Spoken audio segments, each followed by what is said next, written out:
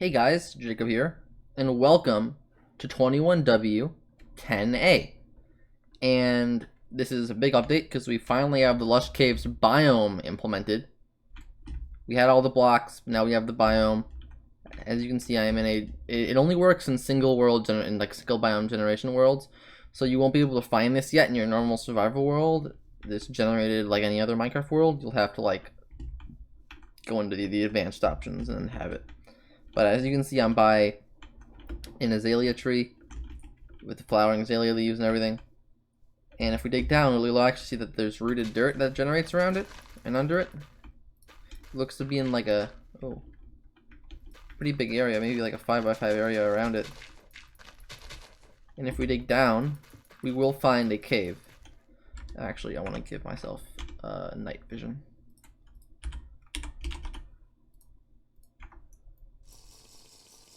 Alright, if we dig down deep enough, we will eventually find a cave. Let's see. There we go. And I saw an image on Reddit. I wasn't really a fan, and now that I'm actually in game, I mean, this looks pretty good. I mean, wow. We've got like a lot of clay generating with a bunch of drip leaf plants. I really like that. It's kind of like the basalt deltas generation. You can see that this is working. I'd like to find one in like a bit higher up, because like here's one with tough, and I think it's tough. Yeah, and saw and the deep slate. I want to find one with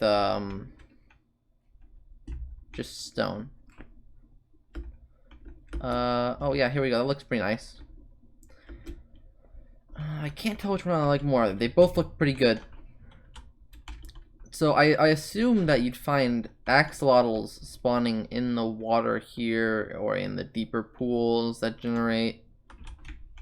But since it's all lush caves right now, we're probably not going to get that. Like maybe you'd find an axolotl in here. But anyway, let's go through the other changes that have been made. Let's go back up and find. Oh yeah, here's a spore blossom. You can see the particles.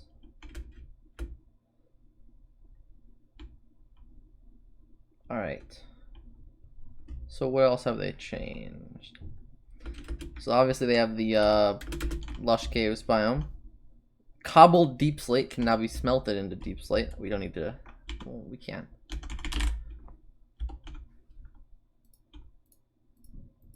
And a furnace. Counts as the Stone Age, obviously. Get some coal. Put cobbled deep slate in there. It will in fact start smelting into deep slate. They changed the texture for deep slate on the top. It's now more stony. It used to be more smooth, and you can change the way that you want to place it. So as you can see, it's like now it can be placed on an axis. So if you want to get that side of it, then you can. They also added cracked deep slate, so you get cracked deep slate bricks, cracked deep slate tiles. I'm not too big of a fan of the tiles personally. I feel like they could have the cracks be a little better on that. The bricks do look pretty good though.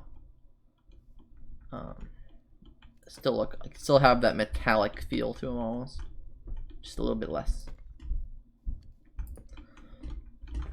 Furthermore, lightning rods can now be waterlogged, except this isn't exactly working, I don't think. So like theoretically you're able to waterlog them, but right now it's just not working. They might have like forgot to add that. Fossils in the deepest part of the underground generate with deep slate diamond ore instead of coal ore. So when you find a fossil, can I locate that? No. They can sometimes spawn as coal ore, and if they're really deep, they'll spawn as diamond. The textures of deep slate and some ores have been updated. Yep. The ore distribution, there's more emeralds in mountains. There's more lapis. There's less copper, less gold, and less redstone. And diamond blobs have been reduced in size, but they're more frequent. But overall, there will be less diamond. Not a big fan of this change. I kind of like the situation with diamond before, but I guess overall it could be a better change in terms of progression, kind of slowing progression down a little bit. There's less iron and it generates lower down, so now you can find iron if you're like mining like for diamonds too, so that's pretty good. Still kind of like upset that you have to make a different vein mine for copper at this point. And reduced air exposure for coal, so you'll find less coal, just like that you'll be able to directly see without mining to it. Technical changes. The game now runs using OpenGL 3.2 core profile.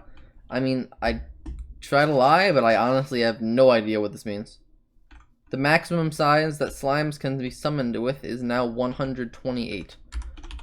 Summon slime. I don't know how to do this. I think I have to capitalize this. There we go. That is a big slime. Can it still only jump one block? Oh my god, that's hilarious. It's huge, dude. Look at this. It's gonna like one jump's gonna get it too far away. Oh my lord. Yep, it despawned. That's insane. So, I mean, slimes can get quite large now. I would imagine that would be virtually unkillable. Anyway, the give command can now only give up to 100 stacks of an item at a time. For example, 100 iron swords or 6,400 stone. Shaders are now included for all supported render states. I don't think I have any lined up as resource packs. Yeah, no. Oh, still gonna reload. But so if you had shaders, you could just have it as a resource pack. You do not need Optifine anymore in this snapshot, is what that means. So you can just get Kuda or something without Optifine. Fixed bugs. Client misses inventory updates while player is manipulating items and this causes invisible items. The shape of glow effect is based on mob's base layer.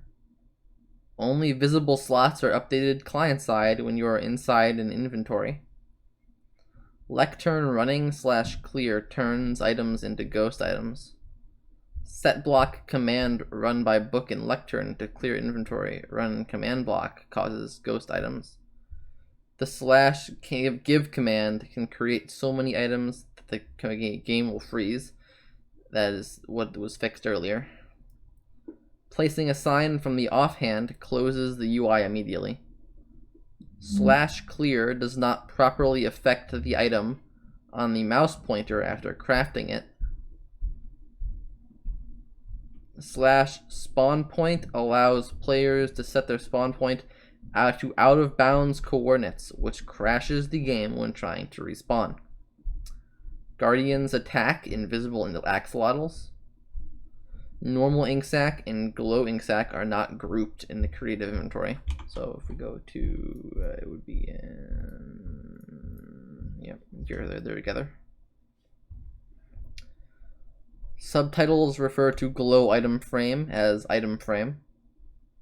Control pick block doesn't copy block state lit. Cannot visually critically hit a glow squid. Glow squids will remain dark even if there is a light source block next to it. Glow squid's entity data does not get saved. FOV decreases when underwater regardless of FOV effects accessibility settings. Lava does not generate at the very bottom of noise caves. Fossils can generate floating in caves. Actually, I want to check out that last one. As in, like, lava wasn't spawning before. So now, if we go deep enough, there should still be a lava layer at the bottom. Yeah. This was something that I was worried about, because I really didn't want the lava to just be gone. And so it's still here.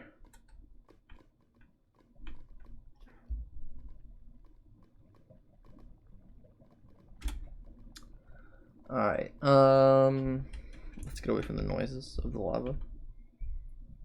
Water caves cause land to be excessively flooded. Bedrock can be exposed to the air at the very bottom of the new caves. I haven't actually seen that, but that's interesting. That has been fixed though. Phantoms continuously make too much flapping noises. Structure blocks do not work below Y0. There is currently no way to craft deep slate tiles and deep slate bricks.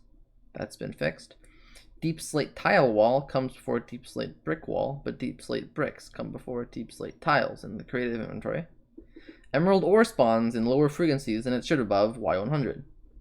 Polished deep slate slab isn't grouped with the other deep slate slabs in the creative inventory.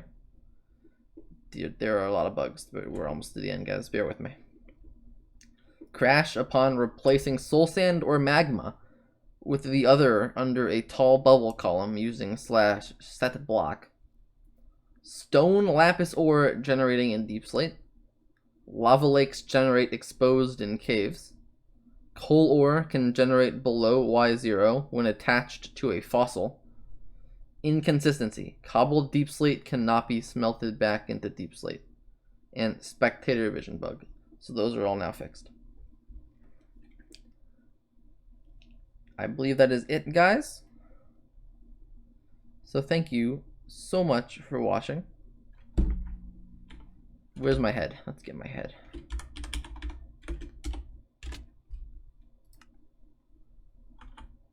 There we go. Hello. Thank you for watching. If you have enjoyed, do consider a subscribble. It really helps me out, and it'll help you out, because if you want to see every week on Wednesdays snapshot content, I'll be doing that. So do consider hitting that notification bell as well. Anyway, thanks for watching. I'll see you guys next time.